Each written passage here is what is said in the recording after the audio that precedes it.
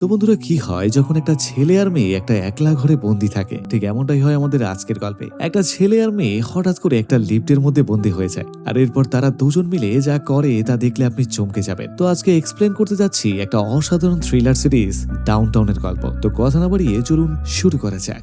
সিনেমার শুরুতেই আমাদেরকে একটা নিস্তব্ধ অফিসকে দেখানো হয়, যেখানে অনেকটাই রাত হয়ে গিয়েছিল আর অফিসের প্রায় সবাই বাড়ি চলে গেছে, কারণ সামনেই ছিল ভ্যালেন্টাইন্স ডে 3 দিন ছুটি। কিন্তু জেনিফার নামে একটা মেয়ে তখনও একা একা বসে কাজ করার চেষ্টা করছিল, আর পুরো ফ্লোরে তখন সে একাই ছিল, আর যেটা তাকে খুব বেশি চিন্তায় ফেলছিল। এভাবে কাজ শেষ করে জেনিফার সাথে সাথে বাড়ি ফিরে না। সে নিউ ইয়র্কে থাকা তার প্রাক্তন হবুবরকে একটা ইমেল পাঠায়, আর সে মনে মনে চায় যে আজ রাতে ফ্লাইটে করে গিয়ে তাদের ভেঙে যাওয়া সম্পর্কটা আবার জোরে লাগাবে। এভাবে ইমেল পাঠিয়ে জেনিফার তাড়াহুড়ো করে বের হয়, যাতে তার ফ্লাইটটা মিস না হয়ে যায়। যাওয়ার সময় সে পাশের একটা ডেস্ক থেকে কিছু চকলেটও নিয়ে নেয়। এদিকে ঠিক একই সময় ওই বিল্ডিং এর বাথরুমে ছিল গাই নামে একটা ব্যক্তি, যে জেনিফারের সাথে একই অফিসে কাজ করত। জেনিফার 49 তলা থেকে লিফটে ওঠে এবং গাই 42 তলা থেকে তার সঙ্গে সে যোগ দেয়। আর বিল্ডিং এ ওই দুটি প্রাণী ছাড়া তখন আর কেউই ছিল না। এভাবে লিফটের ভিতরে তখন অদ্ভুত এক নীরবতা তৈরি হয়। গাই জেনিফারের সঙ্গে কথা বলে পরিবেশটা কিছুটা হালকা করার চেষ্টা করে। এরপর সে কিছুটা জোক শোনায়, কিন্তু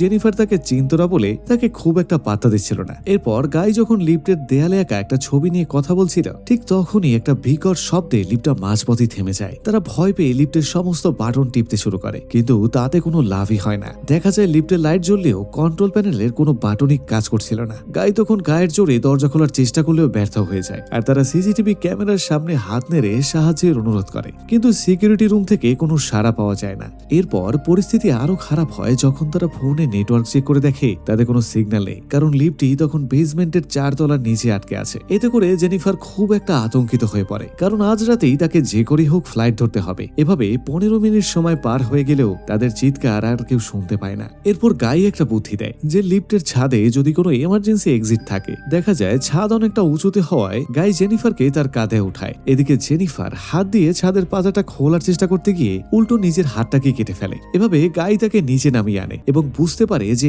এই রাস্তায় বের হওয়া কোনোভাবেই সম্ভব নয়। এর কয়েক ঘন্টা পার হয়ে যাওয়ার পর জেনিফার একদম হতাশ হয়ে পড়ে, আর সে বুঝতে পারে যে আজ কোনো মতেই তার ফ্লাইট ধরা সম্ভব নয়। দেখা যায় জেনিফার যখন ফ্লাইট মিস করার দুঃখে ভেঙে পড়ে, তখন গাই তাকে জোক শুনিয়ে হাসানোর চেষ্টা করে, আর গায়ের এই যত্ন দেখে জেনিফার কিছুটা শান্ত হয়ে যায় এবং প্রথমবারের মতো সে মন খুলে কথা বলতে শুরু করে। এমনকি সে গায়ের সঙ্গে হ্যান্ডশেক করে নিজের পরিচয় দেয়। এভাবে প্রায় 4 ঘন্টা পার হয়ে যাওয়ার পর জেনিফার চরম বিপাকে পড়ে যায়, কারণ তার খুব জোরে প্রস্রাবের বেগ পায়। সে লজ্জায় কোনো মতে সেটাকে চেপে রাখার চেষ্টা করছিল, আর গাই সেটা বুঝতে পেরে নিজের জ্যাকেট দিয়ে আড়াল তৈরি করে জেনিফারকে যে কোনো একটা কোনায় কাজ সেরে নিতে বলে। কিন্তু জেনিফার তখন লিফট নোংরা করতে চাইছিল না, তাই গাই বুদ্ধি করে তার সাথে থাকা থার্মোফ্লাক্সটা জেনিফারকে দিয়ে দেয় এবং কথা দেয় যে সে উল্টো দিকে ঘুরে চোখ বন্ধ করে থাকবে। এভাবে পরিস্থিতি জঘন্য হলেও জেনিফার বাধ্য হয়ে সেটাই করে। তো বন্ধুরা, কথায় আছে বিপদ যখন মানুষকে কাছাকাছি আনে তখন অনেক গোপন কথাই বেরিয়ে আসে। এরপর জেনিফার আর গাইয়ের মধ্যে রোমান্টিক আলাপ শুরু হয়ে যায়। জেনিফার মজা করে গাইকে জিজ্ঞেস করে তার জীবনে সব থেকে নোংরা কোন জায়গায় সে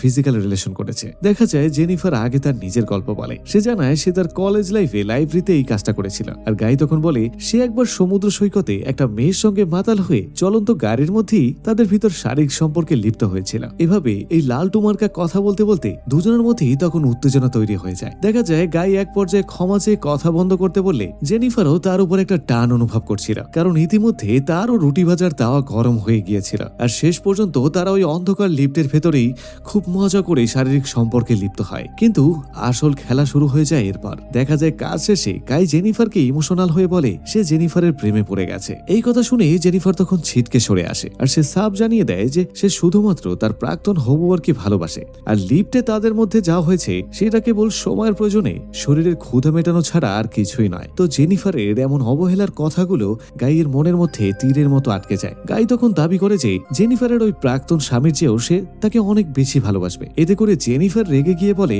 লিফট থেকে বের হওয়ার পর তারা যেন একে অপরকে একদম ভুলে যায় এবং সাধারণ কলিগের মতোই আচরণ করে। ঠিক তখনই গাইয়ের সেই হাসি খুশি আর যত্নশীল চেহারাটা বদলে গিয়ে একটা ভয়ঙ্কর রূপ নেয়। গাই তখন স্বীকার করে যে সে জেনিফারের কাছে মিথ্যা বলেছে। সে আসলে অফিসের বড় কোনো কর্মকর্তা নয়, বরং এই বিল্ডিং এরই একজন সাধারণ সিকিউরিটি গার্ড। গাই তার ফোন বের করে জেনিফারকে এমন কিছু ভিডিও দেখায় যা দেখে জেনিফার একেবারে পাথর হয়ে যায়। আসলে গাই অনেকদিন ধরে জেনিফারকে ফলো করছিল। গাই তখন ক্ষোভ নিয়ে বলে যে জেনিফার বড় চাকরি করে বলে গাইয়ের মতো ছোট পদের মানুষকে সে কোনোদিন মানুষ বলেই গণ্য করেনি। আর সে কিছুতেই মানতে পারছে না যে জেনিফার তার মতো একজন আসল প্রেমিক থাকতে কেন সে প্রাক্তন ভাঙারির কাছে ফিরে যেতে চায়। এভাবে গাইয়ের মুখে সব সত্যি শুনতে পেরে জেনিফারের পায়ের নিচ থেকে মাটি সরে যায়। গাই তখন দম্ভ করে বলে জেনিফারকে সে পৃথিবীর যে কারো চেয়ে বেশি চেনে। আর সব থেকে ভয়ানক খবর হলো এই লিফটে আটকে পড়াটা কোনো দুর্ঘটনা ছিল না, বরং এটা ছিল গায়েরই অনেকদিন ধরে করা একটা মাস্টার প্ল্যান। এভাবে সে পকেট থেকে লিফটের একটা স্পেশাল চাবি বের করে আর সেটাকে সে জেনিফারকে দেখায়। আর সে বলে যে সে যে কোনো সময় চাইলে দরজা খুলতে পারত, কিন্তু সে জেনিফারকে নিজের করে পাওয়ার জন্য এমন নাটক করেছে। এই কথা শুনে জেনিফার কোনো মতেই সহ্য করতে পারে না। সে তখন চিৎকার করে বলে যে সে পুলিশে খবর দেবে এবং গাইকে জেল খাটাবে। এরপর জেনিফার এক পর্যায়ে গাইয়ের হাত থেকে চাবিটা ছিনে নেওয়ার চেষ্টা করলে তাদের মধ্যে ধস্তাধস্তি শুরু হয়ে যায়। দেখা যায় লড়াইয়ের এক পর্যায়ে জেনিফার চাবিটা পেয়ে গেলেও কিন্তু ভুলবশত লিফটের কন্ট্রোল প্যানেলটা ভেঙে যায় আর লিফটটা তখন সত্যি সত্যি জ্যাম হয়ে যায়। এভাবে জেনিফার রাগের মাথায় গাইকে আঘাত করতে থাকে আর গাই তখন রক্তাক্ত অবস্থায় মেঝেতে পড়ে গেলে জেনিফার তখন ভয় পেয়ে যায়। সে ভাবে যে গাই হয়তো মারাই গেছে, কিন্তু সে যখন চেক করতে যায় গাই তখন হুট করে জ্ঞান ফিরে জেনিফারকে আক্রমণ করে বসে। এর কিছুক্ষণ পর জেনিফার জ্ঞান ফিরে দেখতে পায় যে গাই তার আগে অনেকটা সুস্থ হয়ে গেছে আর গাই এখন পুরোপুরি একটা সাইকোতে পরিণত হয়েছে। সে জেনিফারে তার হাজবেন্ডের জন্য নেওয়া সেই গিফট বক্সগুলো খুলতে শুরু করে আর নির্লজ্জের মতো ওই শার্টটা পরে নেয় এবং জেনিফারকে বাধ্য করে অন্য বক্সটা খুলে ফেলতে। আর দেখা যায় সেই বক্সে ছিল একটা দামি চুরুট আর কাটার। এরপর গাই চুরুট জ্বালিয়ে জেনিফারকে নিয়ে হাসি ঠাট্টা করতে শুরু করে আর তাকে বলে হ্যাপি ভ্যালেন্টাইন্স ডে জেনিফার। কিন্তু কিছুক্ষণের মধ্যেই গাই আবার তার চেহারা পাল্টে ফেলে। সে ক্ষমা চেয়ে বলে যে সে সবকিছু ঠিকঠাক করে দেবে। সে জেনিফারকে সাহায্য করে লিফটের ছাদ থেকে বের করে দিতে চায় আর জেনিফারও গাইয়ের কাঁধে চড়ে লিফটের উপর এমার্জেন্সি এক্সিট দিয়ে বাইরে বেরিয়ে আসে। এরপর জেনিফার যখন একটা সেফ জায়গায় পৌঁছায় তখন সে নিচে থাকা গাইকে তার মিডল ফিঙ্গার দেখিয়ে তাকে টিটকারি মারতে শুরু করে আর সে বলে সে গাইকে বোকা বানিয়েছে। আর এমন অপমানে গাই তখন রাগে ক্ষোভে ফেটে পড়ে আর সে নিজের কাপড় জোড়া দিয়ে দড়ির মতো বানিয়ে অনেক কষ্টে তখন উপরে উঠে আসে এবং জেনিফারকে তখন ধাওয়া করতে আরম্ভ করে। দেখা যায় জেনিফার এমার্জেন্সি ডোর খুলে চিৎকার করে সাহায্য চাইতে গেলে গাই তাকে চাপড়ে ধরে আর ধস্তাধস্তিতে দুজনেই তখন নিচে পড়ে যায়। তো সাইকো পাগল গাই এবার চিৎকার করে বলে এবার তুই মরবি। এভাবে জেনিফার আগে জ্ঞান ফিরে পায় এবং সে দেখে তার মাথার উপরে একটা স্মোক ডিটেক্টর বা স্প্রিং কলার আছে। এরপর সে বুদ্ধি করে ওই চুরুটা দিয়ে ধোঁয়া তৈরি করার চেষ্টা করে যাতে অটোমেটিক ফায়ার অ্যালার্ম বেজে ওঠে আর এই বিল্ডিং এর সিকিউরিটি বা ফায়ার সার্ভিস সেখানে চলে আসে। দেখা যায় জেনিফার চুরুটের ধোঁয়া দিয়ে অ্যালার্ম বাজানোর চেষ্টা করলেও ধোঁয়া যথেষ্ট না হওয়ায় সেটা আর কাজ করে না। তখন সে কাগজ পুড়িয়ে ধোঁয়া বাড়ানোর চেষ্টা করে আর ঠিক তখনই সাইকো গাইয়ের জ্ঞান ফিরে আসে। তখন জেনিফার এক মুহূর্ত দেরি না করে আবার তাকে মারতে শুরু করে এবং এক টুকরা কাপড় দিয়ে তার হাত পা বেঁধে ফেলে। এভাবে গাই তাকে ভয় দেখায় যে অ্যালার্ম বাজালে উল্টো পানি পড়বে আর শর্ট সার্কিট হয়ে তারা দুজনেই মারা যাবে। কিন্তু জেনিফারও তখন দমে যাওয়ার পাত্রী ছিল না। সে গাইকে ধরে টর্চার করে বাধ্য করে সকল সত্যি কথা বলে দিতে।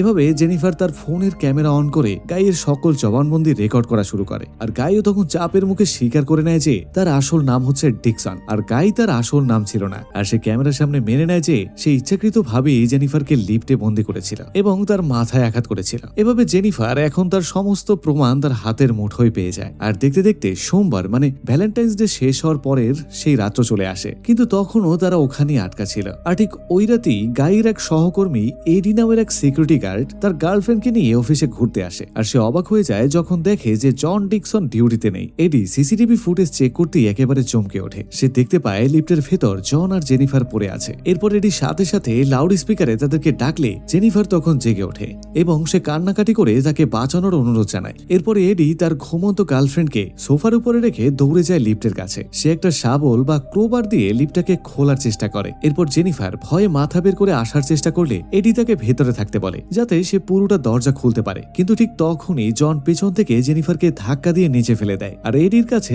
সাহায্যের জন্য অভিনয় করতে থাকে। এরপর এডি যখন তার অর্ধেক শরীর ভেতরে ঢুকিয়ে জনকে টেনে তোলার চেষ্টা করে ঠিক তখনই সেই সুযোগে সাইকো জন লিফট চালু করে দেয় আর এডির শরীরটা লিফটের চাপে একেবারে পিষে যায় এবং ঘটনাস্থলেই সে সেখানেই মারা যায়। এরপর জন জেনিফারকে টেনে হিসড়ে নিয়ে গিয়ে তার গাড়ির ডিকিতে বন্দি করে। আবার সে বিল্ডিং এ ফিরে এসে এডির লাশ আর তার জামা কাপড় গুম করে ফেলে। এভাবে সমস্ত রক্ত ধুয়ে মুছে সে একেবারে সাফ করে ফেলে আর এরপর জন নিজের ইউনিফর্ম পরে নেয়। সাথে সাথে সে সিসিটিভির সমস্ত ফুটেজ ডিলিট করে দেয়। এরপর যাওয়ার সময় সে দেখতে পায় যে এডির গার্লফ্রেন্ড জেগে উঠেছে। সে সাথে সাথে তাকেও নিষ্ঠুর ভাবে খুন করে ফেলে এবং ওই লিফটের খাদের মধ্যে ফেলে দেয়। এরপর যখন সে নিশ্চিত হয়ে যায় যে কোনো প্রমাণ আর অবশিষ্ট নেই তখন সে গাড়ি চালিয়ে জেনিফারকে একটা নির্জন জায়গায় নিয়ে যায়। এরপর সে একটা পেট্রোলের ক্যান নিয়ে জেনিফারকে জীবন্ত পুড়িয়ে মারার জন্য আবর্জনার কন্টেনারে তেল ঢালতে শুরু করে। সে গাড়ির ডিকি খোলার আগে জন জেনিফারকে উদ্দেশ্য করে করে বলে যে সে জেনিফারকে সত্যি সত্যি অনেক ভালোবাসতো এবং সবসময় বাসবে, কিন্তু তাদের আর একসঙ্গে হওয়া সম্ভব নয়। এরপর জন যখন ডিকি খোলে তখন সে দেখে জেনিফার নিথর হয়ে পড়ে আছে। এতে করে সে ভেবে নেয় যে জেনিফার হয়তো মারা গেছে, কিন্তু সে জানতো না যে জেনিফার আসলে মরা মানুষের অভিনয় করছিল। এরপর জন যখন মনের সুখে জেনিফারকে পোড়ানোর জন্য আবর্জনার কন্টেনারের দিকে ফিরে আগুন জ্বালাতে যাচ্ছিল, ঠিক তখনই জেনিফার চিতার মতো ডিকি থেকে বেরিয়ে আসে আর ওই ভারী পেট্রোল ক্যানটা দিয়ে সজোরে জনের মাথায় আঘাত করে। এরপর জন ছিটকে পড়ে গেলে জেনিফার তখন এক মুহূর্ত দেরি করে না, সে তখন গাড়ির ভেতরে ঢুকে পড়ে আর সে দেখতে পায় সে চুরুটার লাইটারটা তার ঠিক পাশেই পড়ে আছে। এভাবে জেনিফার গাড়িটা স্টার্ট দিয়ে রিভার্স গিয়ার নেয় এবং প্রচন্ড গতিতে জনকে ধাক্কা মেরে ফেলে দেয়। আর দেখা যায় জনের শরীরটা ছিটকে গিয়ে সেই পেট্রোলে ভেজানো কন্টেনারের ভেতরে গিয়ে পড়ে। জন তখন যন্ত্রণায় কাতরাচ্ছিল, কিন্তু জেনিফারের মনে তখন দয়ার লেশ মাত্রও ছিল না। সে সেই চুরুটাকে জ্বালিয়ে কন্টেনারের ভেতরে ছুড়ে দেয় আর সাথে সাথে সেখানে দাউ দাউ করে আগুন জ্বলে ওঠে এবং সাইকো জন সেখানে জীবন্ত পুড়ে ছাই হয়ে যায়। তো যেখানে সে জেনিফারের জীবন নরক বানাতে চেয়েছিল, আর দেখা যায় সেই আগুনেই তার শেষ রক্ষা হয় না। জেনিফার শুধু নিজের জীবনই বাঁচায় না, বরং প্রমাণ করে দেয় যে ভয়ের অত্যাচারের মুখে নারীরা যখন রুখে দাঁড়ায় তখন শয়তানের জায়গা জাহান্নাম ছাড়া আর কোথাও হয় না। আর এভাবেই শেষ হয়ে যায় এই শ্বাসরুদ্ধকর থ্রিলার মুভিটি। তো বন্ধুরা, ভিডিওটি কেমন লাগলো কমেন্টে লিখে জানান। ভালো লাগলে একটি লাইক দিন আর চ্যানেলটি সাবস্ক্রাইব করুন যাতে নতুন নতুন সব ভিডিও সবার আগে চলে যায় আপনার দরজায়। তো দেখা হচ্ছে নতুন কোনো ভিডিওতে, ততক্ষণ পর্যন্ত ভালো থাকুন, সুস্থ থাকুন, আল্লাহ হাফেজ।